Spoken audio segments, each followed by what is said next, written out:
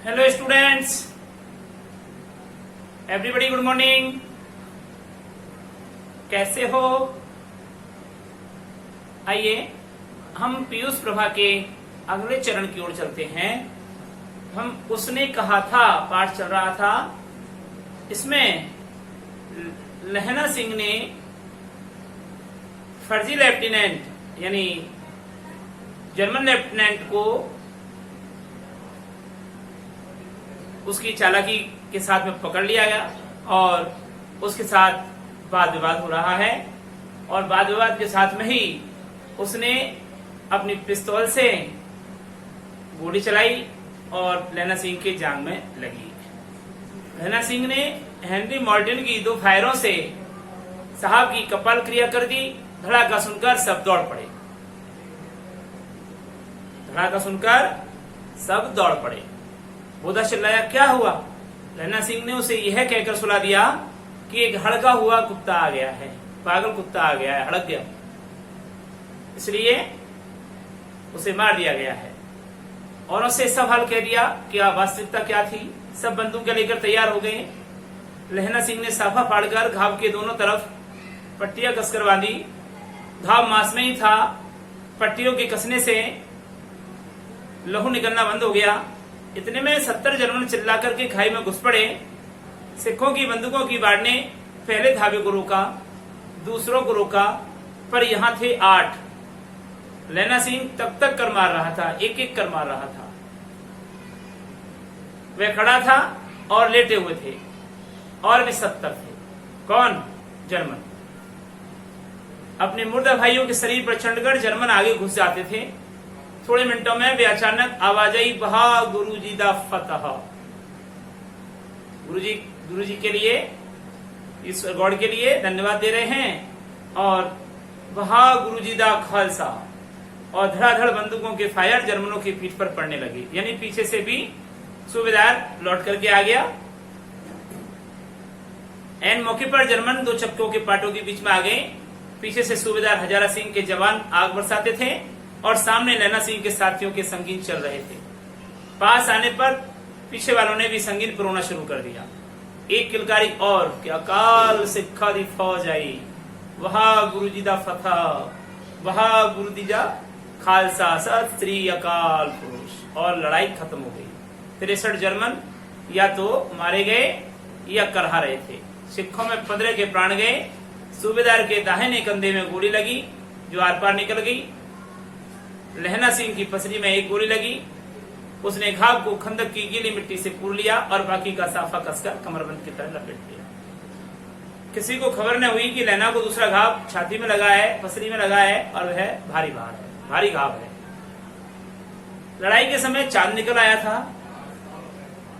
और चांद बड़ा प्यारा लग रहा था।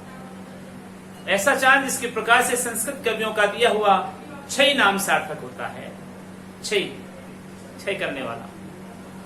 और हवा ऐसी चल रही थी जैसे मानव भट्ट की भाषा में दंत वीणो उपदेशाचार्य, दंत वीणा उपदेशाचार्य उपदेश कहलाती थी। वजीरा सिंह कह रहा था कि मैंने कैसे मनभन फ्रांस की भूमि मेरे बूटों से चिपक रही थी, लेकिन मैं तो दौड़ा जा रहा था। जब मैं दौड़ा दौड़ा सूबेदार के पीछे गया, सूबेदार लहना सिंह से सारा हाल सुनकर और कागजात पाकर वे उसकी तुरंत बुद्धि से सराहना कर रहे थे कि तू न होता तो आज सब मारे जाते। तूने कितनी अच्छी तीव्र बुद्धि से काम लिया। यदि तू वास्तव में नहीं होता ना तो आज हम सभी लोग मौत के घाट उतर गए। ये कह रहा था।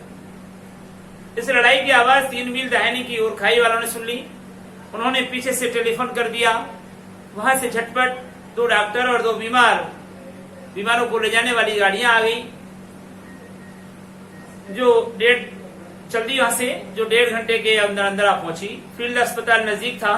सुबह होते होते वहां पहुंच जाएंगे, इसलिए मामूली पट्टी बांधकर एक गाड़ी में घायलों को लिटाया गया और दूसरी में लाशों को रखी गई।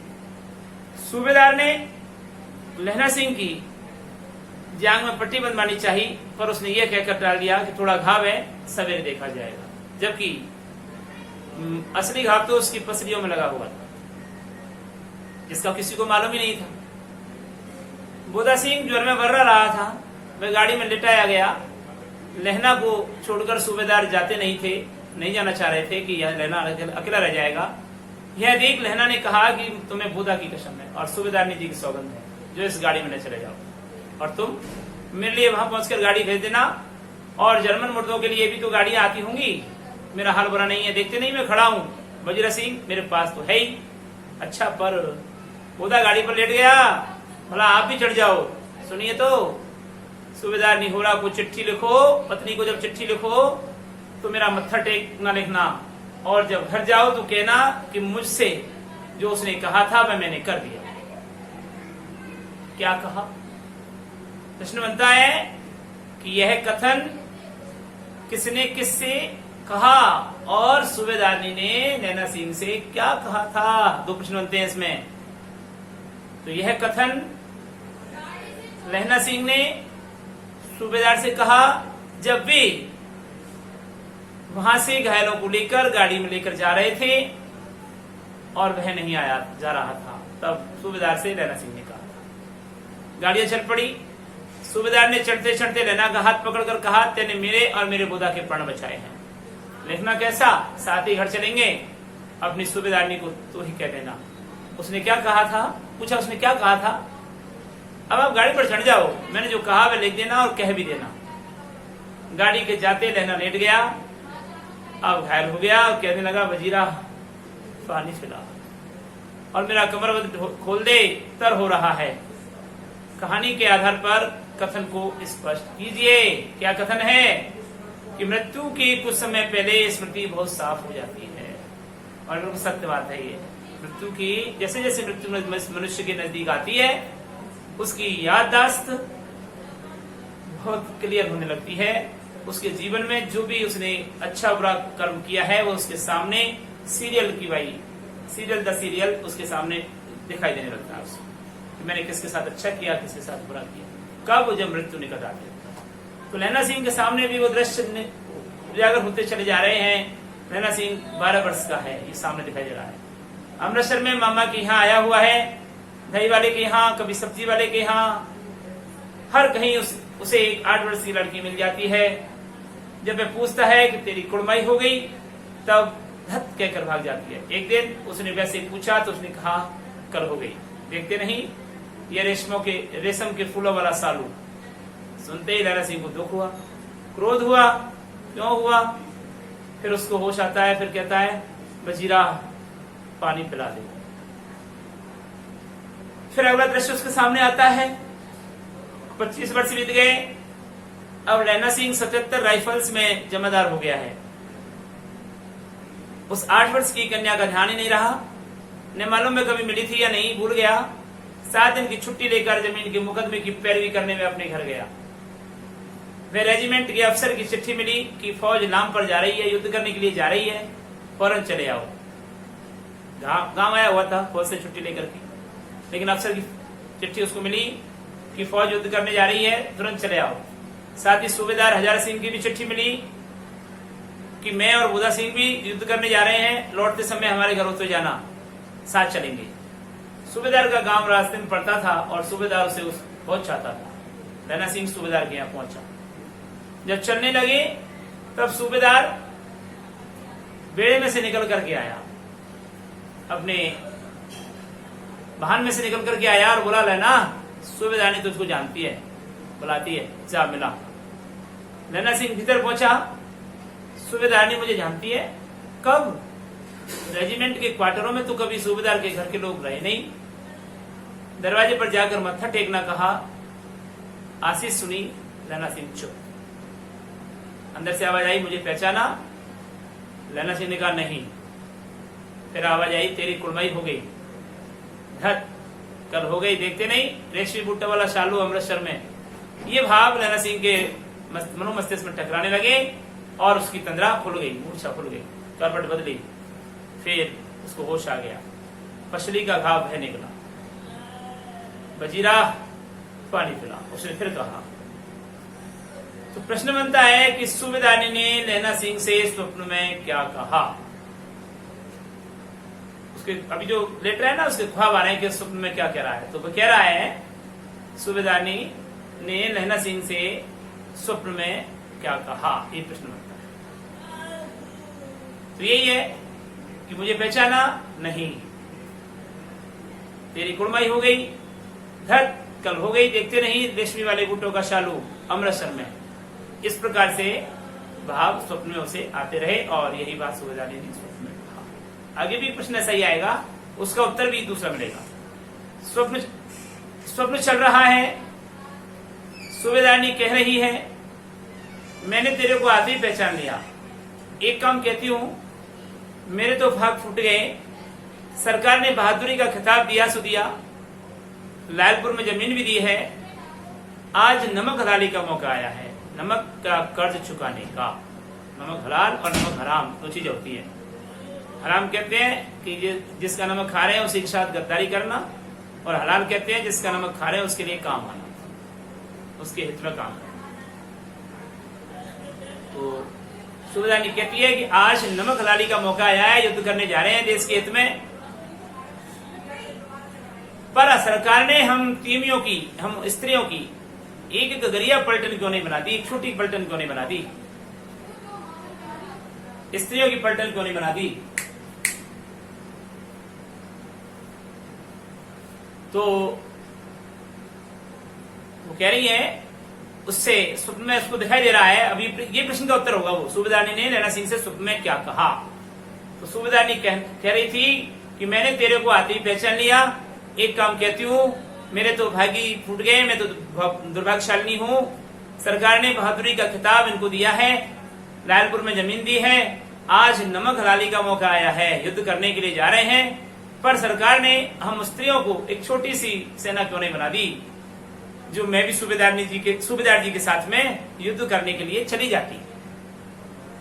एक बेटा है, फौज में भर्ती हुआ है और उसे अभी 1 ही वर्ष हुआ है, उसके पीछे 4 और हुए पर एक भी नहीं जिंदा रहा। सूबेदार ने रोने लगी, अब दोनों जा रहे हैं, मेरे तो भाग, तुम्हें याद है एक दिन तांगे वाला घोड़ा दही वाले की दुकान के पास रंगड़ गया था, तुमने उस दिन मेरे प्राण बचाए थे, आप घोड़े की लातों के नीचे चले गए और मुझे उठाकर दुकान के तख्ते पर खड़ा कर दिया। ऐसे ही इन दोनों को बचाना, यह मेरी इच्छा है,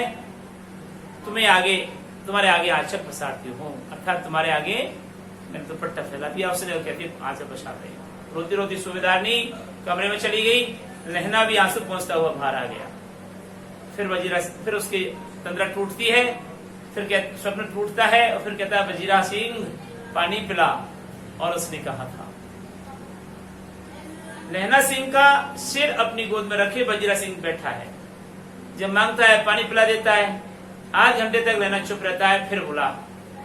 अब उसको अपने भाई की तस्वीर सामने आती है, कौन, कीरत सिंह। वजीरा ने कुछ समझ करके कहा, अब वजीरा समझ गया कि अब ये अंतिम समय आ गया इसका और ये इसको साथ अच्छा व्यवहार करो। उसने कहा हाँ भैया मुझे और ऊंचा कर ले। अब उसने कहा ठीक है, ऊंचा कर लिया, अपने पट्ट पर मेरा सिर रख दे, अपने पट्ट पर मेरा सिर रख दे।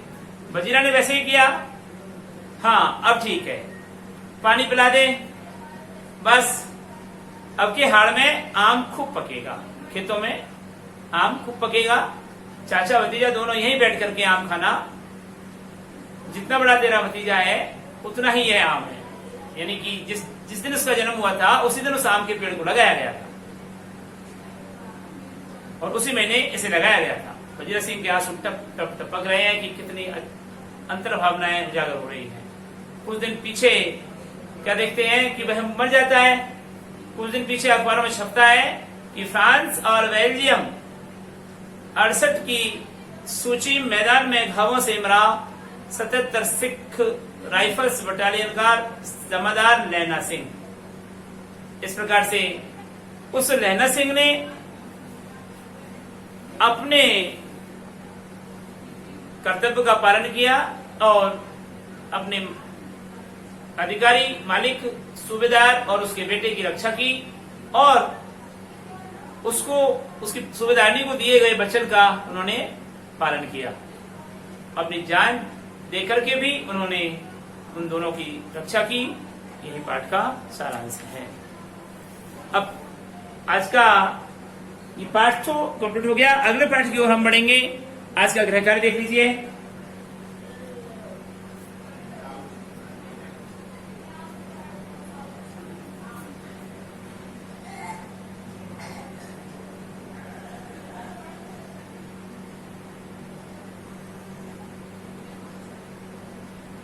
सूबेदारनी के चरित्र की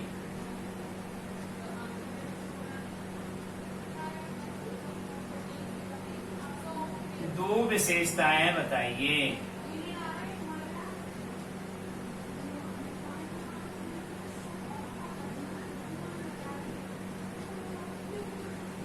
पहला प्रश्न बनता है कि सूबेदारनी के चरित्र की दो विशेषताएं बताइए।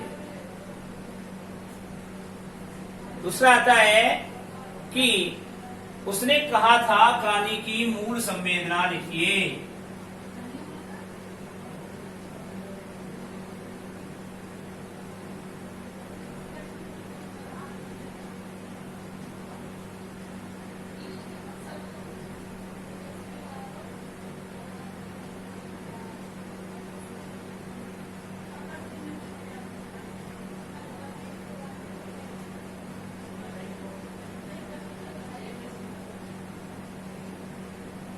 उसने कहा था कहानी की मूल संवेदना लिखिए। तो ये था आपका आज का वीडियो।